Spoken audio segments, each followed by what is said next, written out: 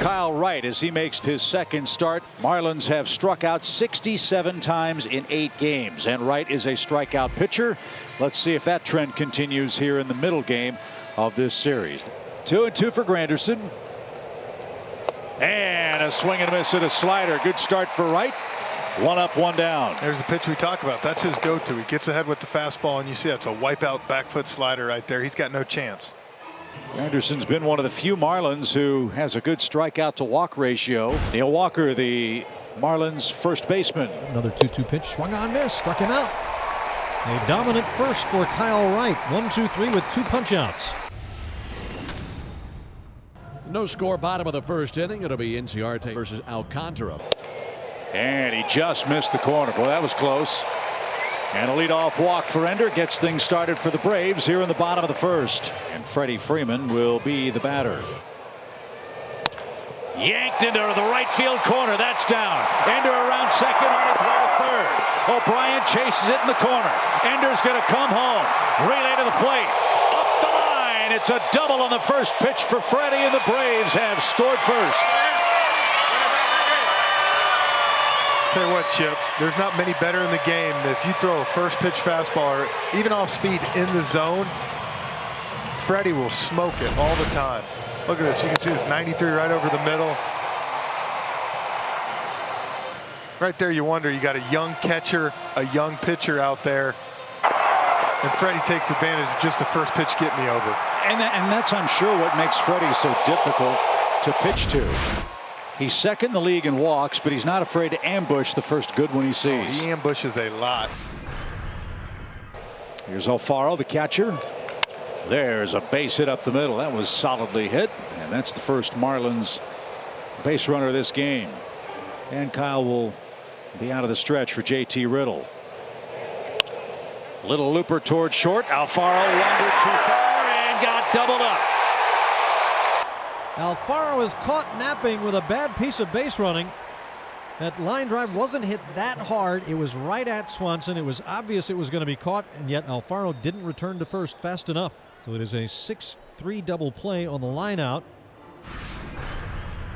There's the first walk, and that will give Alcantara something to do. Try and get a bunt down. Tries to bunt, foul tipped into the catcher's mitt, and that's a strikeout. Number 3 for Wright. As Curtis Granderson bats with 1 on and 1 out. And that one ricochets off Kyle's body. Dansby swoops, scoops, and throws to first in time. The Braves have the deflection play working to perfection in the first week. And a 2 on 1 out for Ronald Acuna Jr. Couple of hops to short. Riddle knocks it down. There will be no play. Bases are loaded.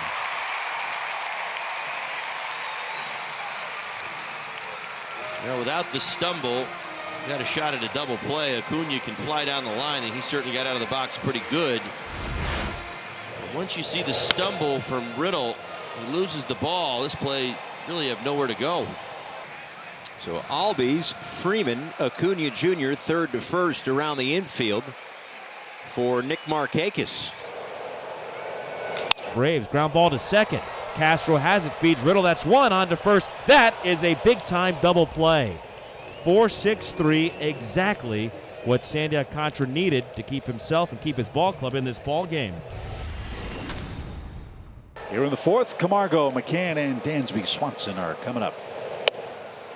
That one up and away, and Camargo a well-earned ball 4. As this one's a missile into right field that almost picked off Johan. He's going to round the bag at second. Here he comes to third. And Atlanta's in business. First and third with nobody out.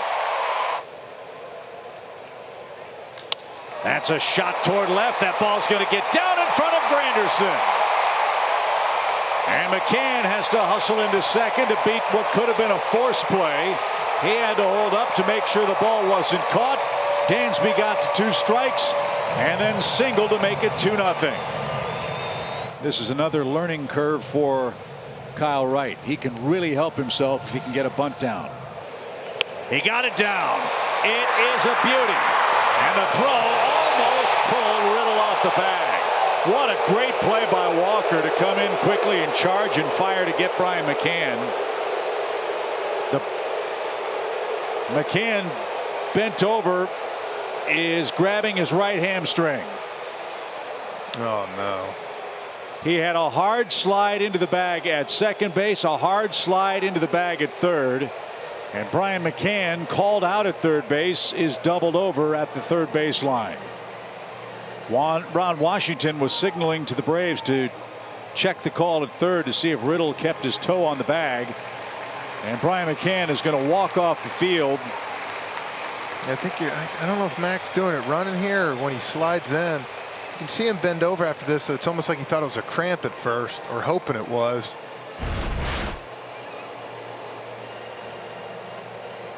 So 2 down, but now Freddie Freeman to the plate with the bases loaded. And this is what the fans came to see. He did, and skies it toward left.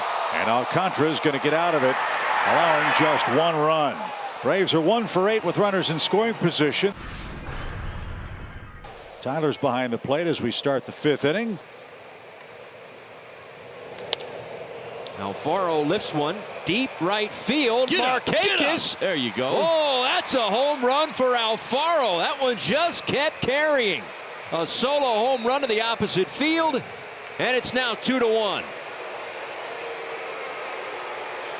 Now, the second time this season we've seen Alfaro's power to the opposite field. Great to see. Takes a breaking ball this time and well over the wall. 2 down, and Peter O'Brien is the batter. O'Brien with a high drive to deep right center field. That one is gone. Oh, O'Brien knew it right off the bat. 2 solo homers in the inning, and the Marlins have tied things up. Well, this is why you practice it in batting practice, Paul. We talk about that last round. My goodness, it looks something like that. Elevated fastball. Now it's up. He misses his mark. You see Flowers' glove move away. They wanted to get it up and in. Ends up and away. O'Brien right on time. No doubter into the bullpen. The pinch hitter Matt Joyce, 12 big league seasons for Matt Joyce, who sends one in the air toward left center field. Brinson giving it a look, and that one is off the wall. A pinch hit double for Matt Joyce. The set by Anderson, and the pitch. Swing and a miss, got in on the hands of Albies and struck him out. 2 down. They point him to first base, take the bat out of Freeman's hands, and go right after Ronald Acuna. So another 2-2 pitch on the way, and a fastball, strike 3, outside corner. Anderson gets the strikeout, 2 in the inning, and he strands a pair. Starlin tonight is 0 for 3. As Castro battles his way to a leadoff single through the left side. And a good way to start the 9th inning. So the Marlins have the go-ahead run aboard here in the 9th inning. That'll bring up Jorge Alfaro. This one in the air to right field, and he has done it again. Markakis barely moved in right field. A 2-run home run for Jorge Alfaro. Second tonight, and the Marlins have taken the lead in the 9th. Well, Paulie, I was guilty of this early this season. I think we often talked about how creative we thought the Marlins were going to have to be to come up with some power. How are they going to score their runs? Well, the power has been there. It's actually been the run creation that's been more of the conversation. My goodness, Alfaro. How about it? 3 this year and all that way. Well, and think back to what.